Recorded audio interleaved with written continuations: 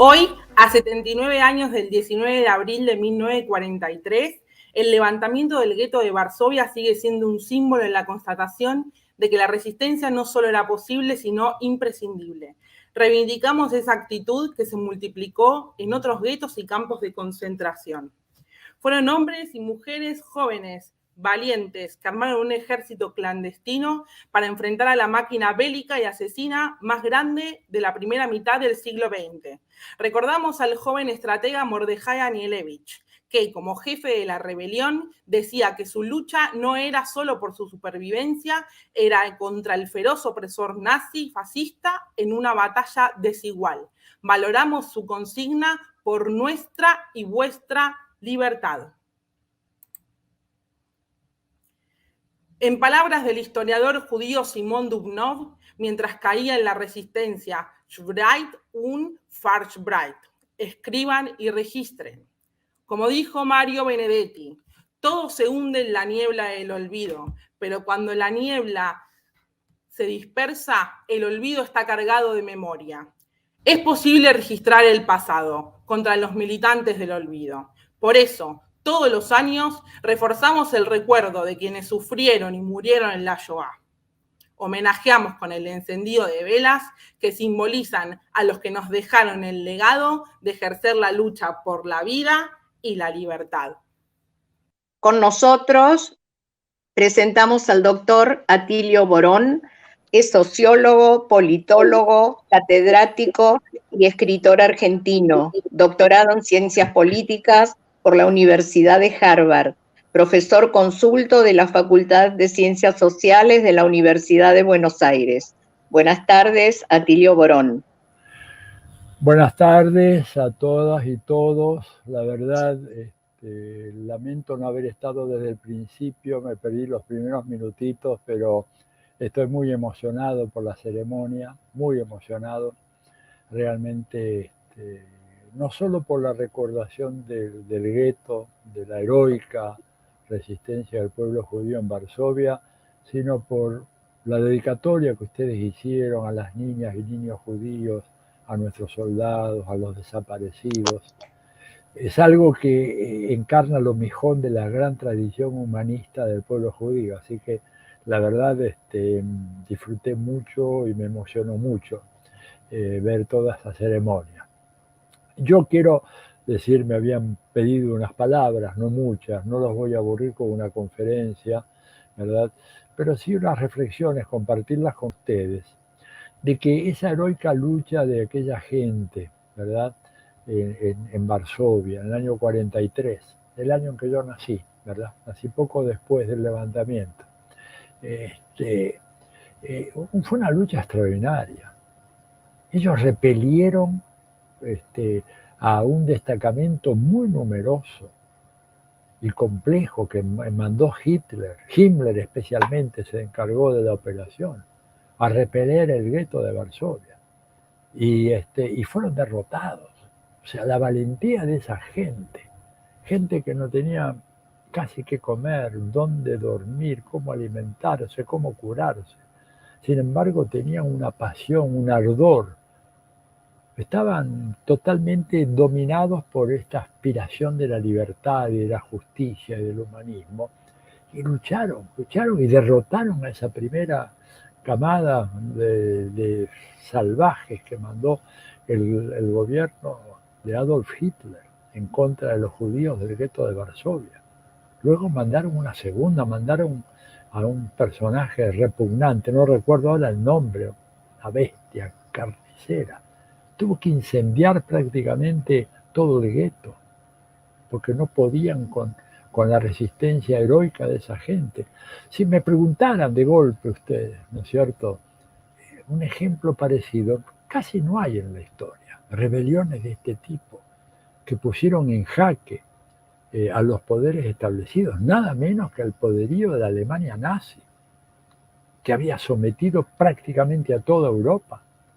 Y no pudieron con ese grupo, ¿verdad? Eran casi unos 400.000 según algunos estudios históricos, encerrados en un pequeño sector de la ciudad de Varsovia, sometidos al hambre, a las enfermedades, a la falta de agua, a todo tipo de limitaciones. Y sin embargo resistieron más de un mes, tengo entendido.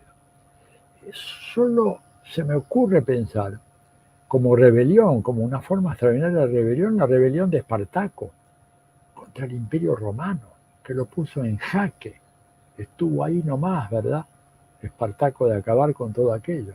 Bueno, y esta gente fue un desafío extraordinario, inesperado, para la soberbia, la arrogancia de los nazis, que consideraban que una raza inferior, fíjense la barbarie, una raza inferior les podía hacer frente, desarmados casi con sus puños. Esa gente se defendió y derrotó la primera oleada represiva que vino de parte del régimen de Hitler. Y creo que hay muchas lecciones, ¿verdad? La decía la compañera al principio. La resistencia es fundamental. Resistencia es absolutamente fundamental. Y a veces uno escucha muchos discursos fatalistas, diciendo, bueno, ya no hay nada que hacerle, son demasiado poderosos, tienen demasiados factores de poder a su lado y por lo tanto es poco lo que podemos hacer. Pero eso es falso. El heroísmo del gueto de Varsovia demuestra que aún en condiciones tan difíciles siempre es posible luchar. Y además no nos queda de otra. Es decir, grabémonos eso en la cabeza, no nos queda de otra. Lo único que podemos hacer es luchar y defender cada terreno posible de la libertad, la dignidad, los derechos humanos, la justicia. Porque el mundo, desgraciadamente, ha dado lugar, ha visto en los últimos tiempos el renacimiento de estas ideologías perversas, como el fascismo, como el nazismo, alimentadas por la dinámica del capitalismo contemporáneo, que ha generado un marco en donde estas actitudes, lejos de ser combatidas, son actitudes que son vistas con una cierta indiferencia o complacencia, según los casos, ¿verdad? Y constituyen una amenaza mortal. A ver, este próximo domingo va a haber elecciones en Francia. No está del todo dicho que la señora Marine Le Pen, cuyo antisemitismo, xenofobia, todo eso es bien conocido de parte de ella, no está dicho que vaya a ser derrotada. Tenemos ahí un problema muy, muy grave. No es seguro que vaya a ser derrotada. Y sería, digamos, un golpazo fenomenal. Pero ¿por qué tiene esa capacidad de captar la voluntad de un electorado como el francés? Bueno, por los estragos que está haciendo la sociedad capitalista en el mundo contemporáneo. Es decir, nunca hubo el nivel de desigualdad económica que reconoce hoy el mundo, dentro de los países y entre los países ricos y los países pobres. Y eso genera actitudes intolerantes, actitudes que rápidamente se convierten en xenofóbicas y racistas y rápidamente derivan en antisemitismo así a todo dar. También en contra de otros grupos étnicos, ¿no es cierto? También la islamofobia, la rusofobia que estamos viendo en estos días. Y ojo con esto, que hay mucha gente que yo veo que incluso en la comunidad judía no están muy conscientes que cuando usted rasca un poco la superficie de la rusofobia, aparece el antisemitismo. Aparece el antisemitismo. Se lo digo como sociólogo. Tengamos mucho cuidado con eso. Detrás de esas críticas a Rusia, no se olviden cómo les llamaban a los miembros de la comunidad judía, digamos, sobre todo a principios del siglo XX. Eran los rusos rojos, revolucionarios. Digo. Entonces, este mundo capitalista que está sometiendo a las sociedades a rigores extremos, que les cierra oportunidades a casi todos, salvo una pequeña minoría. Los sectores populares que no ven futuro, porque si antes la educación fue una vía de mejoramiento económico y social, ya no lo es. Pero no solo no lo es en la Argentina, no lo es mismo en Estados Unidos. ¿De dónde sale la base social popular de Trump? Sale de esas familias de clase media que se vinieron abajo. Les doy un dato que no es mío, yo soy un buceador permanente en la internet de datos firmes, sólidos. La gente de Davos, el Foro Económico Mundial, la gran burguesía mundial, ellos publicaron un informe en donde habla de que el 50% más pobre de la sociedad norteamericana solo se ha empobrecido a lo largo del último medio siglo. Estamos hablando de sectores que antes, ahorrando, tenían capacidad de enviar a sus hijos a las universidades. Ya no más. Ya no más. ¿Por qué? Porque una universidad cuyo título le confiera al estudiante que viene de la baja clase media o de los sectores populares más o menos establecidos, bien organizados, va a cobrarle a los estudiantes por hacer el grado nomás, no hablemos del posgrado, el grado, la licenciatura o el bachillerato, un equivalente a 50, 60 mil dólares al año, que es el ingreso típico de una familia de clase media baja en Estados Unidos. O sea, durante 4 años, si tienen un solo hijo, 8 si tienen 2, y quieren que vaya a las universidades, no pueden ni comer, ni viajar, ni alimentarse, ni nada. Ni enfermarse, ni tomarse vacaciones, ni nada. No tienen cómo. Y por eso cuando uno va a una universidad de primera línea en Estados Unidos, cada vez ve menos estudiantes norteamericanos. Y en Europa no es una situación muy diferente. Yo tengo una cantidad de gente que hicieron postdoctorados, no estoy hablando de gente sin nivel educativo, postdoctorados, por ejemplo en España, que no encuentra trabajo. No encuentra trabajo una persona, voy a poner el caso más notable, una investigadora, publicó ya 3 libros en muy buenas editoriales española, y esa señora, residente en Cataluña, no voy a dar el nombre porque no viene al caso, ¿verdad? Con no solo un postdoc, 2 postdoc, no consigue trabajo, no hay. En Italia está lleno, casos semejantes. ¿Cómo reaccionan algunos de estos? Bueno, algunos sectores reaccionan básicamente buscando chivos emisarios. Y el pueblo judío ha sido históricamente uno de los chivos emisarios favoritos en gran parte de Occidente. No voy a hablar de Asia, de Occidente. ¿Se dan cuenta? Y agregan junto con ellos todos los que son diferentes, etc.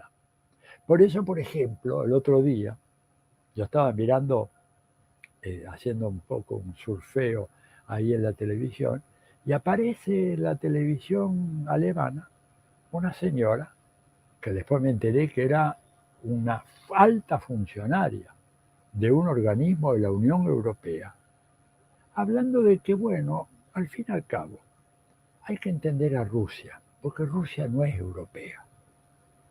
Rusia tiene una parte de su territorio en Europa, casi el 80% está en Asia, y Rusia es un país bárbaro, como son los chinos, como son todos los orientales.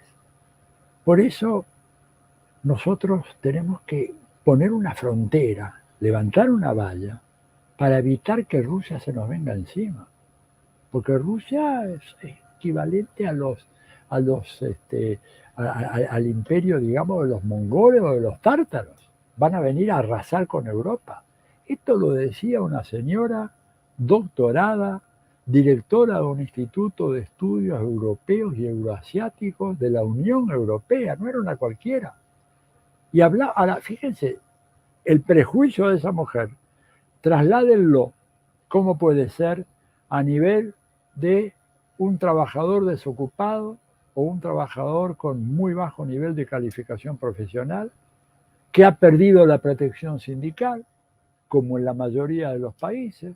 Piensen, en Estados Unidos casi no hay sindicatos, y los pocos que hay están en el sector público, son importantes, pero no así en el sector privado. No sé si no me estoy extendiendo demasiado, les pido que me perdonen, porque veo que... Bien, entonces digo, esos sectores desprotegidos, desguarnecidos, víctimas de un capitalismo salvaje, ¿qué hacen? Bueno, van a refugiarse en una figura autoritaria, despótica, prejuiciosa, xenofóbica y casi con seguridad antisemita. Por eso el peligro es muy grande en Europa. Yo estoy muy preocupado por la elección del domingo en Francia y por el avance de estas actitudes en otros países, ¿no es cierto? En Italia, ni hablemos de Hungría, que Hungría está hace ya varios años, como 15 o 20 años, con Orbán, que tiene actitudes absolutamente repugnantes. Bueno, tenemos que tener en cuenta eso y ver cómo aparecen en América Latina y aparecen en Argentina personajes que son portadores de la misma política, los famosos libertarios argentinos, que son una farsa absoluta, ¿verdad? Y de que tras el supuesto de defender la libertad absoluta, etcétera, lo que van a hacer en el fondo instaurar, de ser posible, un gobierno autocrático, autoritario, prejuicioso, xenofóbico y probablemente antisemita. Por eso tenemos que tener mucho, mucho cuidado con la emergencia de estos sectores, que cuentan con una protección mediática extraordinaria, porque les son útiles, les sirven para sus propósitos. Así como a la derecha alemana en Weimar les sirvieron al principio estos grupos nazis que ellos pensaban que los podían controlar y que se los tomaban en broma. Pensaban de que eran unos loquitos sueltos que a la larga los gobiernos socialdemócratas iban a ponernos en caja. Y fíjense lo que pasó, la historia alemana y el precio que pagó el pueblo judío por esa subestimación del peligro. ¿No es cierto? Acá también tenemos ese peligro y tenemos que estar muy conscientes y tenemos que estar dispuestos a resistir y a luchar. En un mundo, y con esto voy cerrando un poquito esta locución, en un mundo que estamos en medio de una transición fenomenal, que no está suficientemente bien reportada o difundida por los grandes medios de comunicación. Estamos ante un quiebre del orden mundial. Estamos ante un quiebre del orden mundial. Pase lo que pase y termine como termine la tragedia de Ucrania.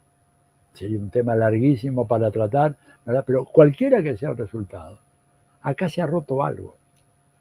Se ha roto ese precario orden mundial que teníamos antes y que ahora ya no existe más. Y que comienza a trasladarse no solamente en el terreno de la política internacional, en el terreno de la economía mundial. Porque resulta que una cosa es Occidente y otra cosa es el resto del mundo. Y lo que nosotros nos dicen, el mundo está condenando, qué sé yo, la agresión, invasión, lo que quieran de Rusia, etcétera, y está convalidando las sanciones, etcétera, etcétera. Cuando uno mira lo que pasa en los otros países que no son Occidente, ¿verdad?, se da cuenta que la historia ya es completamente diferente. Completamente diferente. Que hay una sensación de que Occidente, y sobre todo Estados Unidos, ha impuesto una dictadura mundial que impide que las naciones se desarrollen, que impiden que Cuba, en lo peor de la pandemia, hubiera podido comprar jeringas para vacunar a su gente, que establecieron una dictadura mediática como no hubo ni siquiera en la época, en el apogeo de la Guerra Fría con la Unión Soviética. En aquella época uno podía leer los cables de la agencia TASS y podía leer lo que decía el Pravda. Ahora ya no se puede. O sea, una dictadura realmente mediática infernal.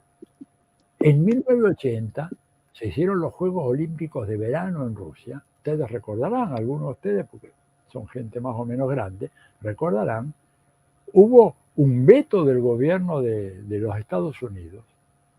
Carter vetó esos Juegos Olímpicos, ¿no es cierto? Pero el Comité Olímpico Internacional no vetó a Rusia. Ahora el Comité Olímpico Internacional, la FIFA, la Federación, qué sé yo, de felinos, de estos que hacen concursos para ver qué gatos más lindos, todos han expulsado a Rusia, la han sacado del mundo, pensando que de esa manera Occidente se fortalecería. Todo lo contrario, todo lo contrario. Los chinos, cuando ustedes hablan de Europa, ¿no es cierto? Yo he estado allá, y yo hablaba de Europa, y de repente uno de ellos, porque son muy, muy polite, ¿no? Como se dice, muy diplomáticos, me dijo, mire, usted habla de Europa, pero para nosotros es la península europea. Claro, cuando uno mira la gran masa continental euroasiática y ve Europa, y Europa es un pedacito chiquitito, es realmente una península, pero Europa más Estados Unidos y Canadá se presentan como representantes universales. Lo fueron durante un tiempo, pero ya no lo son más. Y este es el signo de nuestra época. ¿Cómo nos reubicamos ahí? Es un gran desafío inclusive para el gobierno de Israel. Ya vieron la reacción que tuvo la Knesset en relación a Zelensky, ¿no es cierto? Que comparó lo de Ucrania con el Holocausto. Allá se enojaron muchísimo con él. Pero esto ¿qué habla? Habla de un mundo en una transición extraordinaria, que no es el que era hasta hace apenas un año. Y dentro del cual tendremos que ajustarnos para preservar nuestra autonomía, nuestra independencia, y que no nos arrasen. Y que no nos arrastren a librar una guerra que no es nuestra. Porque no se equivoquen en una cosa. Acá el objetivo no es Rusia. El objetivo de Estados Unidos no es Rusia. El objetivo de Estados Unidos, de la OTAN, es China. Está dicho y escrito. El que no lo quiere leer y no lo quiere escuchar, que no lo escuche. Pero está dicho y escrito. Yo lo he puesto en mi blog también, en atilioborón.com.ar, que por supuesto todo lo que hayan ahí ustedes lo pueden tomar y llevar y hacer lo que quieran con él, difundir, ¿no es cierto? Es atilioborón.com.ar. Pero eso plantea, el secretario general de la OTAN dijo que nosotros ahora tenemos que enfocarnos hacia el Asia del Indo-Pacífico, ¿verdad? O sea, China, porque China es la mayor amenaza al orden mundial. O sea, la guerra de Ucrania es una especie de prefacio de lo que podía llegar a ser una guerra en Asia, una guerra que tiene como pretexto la independencia de Taiwán. Entonces digo, y termino con esto, estamos, ahí está, por favor, cualquier cosa que encuentren ahí, la toman y la difunden si les gustan, y si no, ponen una crítica y punto, ¿verdad? No hay problema. Pero estamos en ese punto de clivaje de la historia y se requiere mucha sabiduría, ¿verdad? Mucha perspicacia para actuar realmente con responsabilidad. Por eso mi enojo con el gobierno argentino cuando en Naciones Unidas se plegó a la propuesta de Estados Unidos de suspender a Rusia del Consejo de Derechos Humanos. ¿Por qué digo mi enojo? Porque no había ningún informe elaborado por ningún organismo de Naciones Unidas que hubiera certificado que lo de Bucha o de Bucha fue una matanza organizada por Rusia. Cuando uno escucha la otra campana, le echa la culpa a los otros, a los nazis, que los tuvieron como rehenes.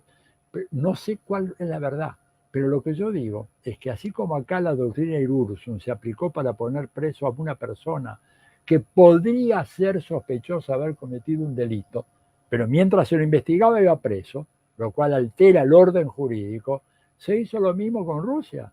Si Rusia era culpable, me parece muy bien que lo hubieran sancionado, expulsado del Consejo de Derechos Humanos, pero tengamos el informe. A mí no me pueden meter preso si no hay un informe que me acusa y prueba fehacientemente que cometí un delito. Bueno, lo que hizo Argentina fue esa tontería de acompañar a Estados Unidos para congraciarse con Estados Unidos, ¿verdad? Pero hubo muchos países pequeños en América Latina que no acompañaron. No solamente Brasil y México no acompañó, El Salvador, Trinidad Tobago, Belice, algunas islitas chicas del Caribe, que dijeron que se abstenían. Nadie pedía que Argentina votara en contra de esa propuesta americana. pero abstenerse hasta que haya pruebas. Y si hay pruebas fehacientes, si las Naciones Unidas elaboran el informe y demuestran que efectivamente ahí hubo una matanza, ¿no es cierto? Y que los responsables fueron las tropas rusas, tienen toda la razón de condenarlo y echarlo del Consejo. Pero por favor las pruebas. Bueno, nuestro gobierno no actuó así.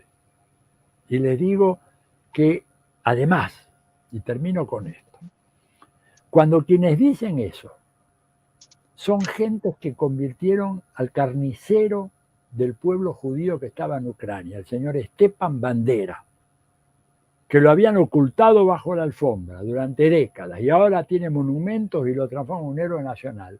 Si esa gente me dice que Rusia es culpable, bueno, yo personalmente tengo dudas gravísimas y no les creo a ellos, no les creo, no les creo. Y no les creo a un gobierno que ha consentido el auge del neonazismo y gente que viene con la esvástica otra vez tatuada o puesta en sus uniformes, que a mí esa gente me produce un rechazo inmediato. Y no les creo nada. Ahora, si llegaran a probar que Rusia cometió, vuelvo a decir, bueno, la sanción.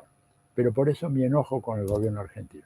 Bueno, yo termino, la verdad es un tema apasionante, además ustedes son dos instituciones que hacen una labor extraordinaria y que para mí apoyar en lo que ustedes hagan, no solamente en Buenos Aires, sino en Santa Fe, en Lanús, en varios lugares en los cuales he estado, para mí es una cuestión de honor.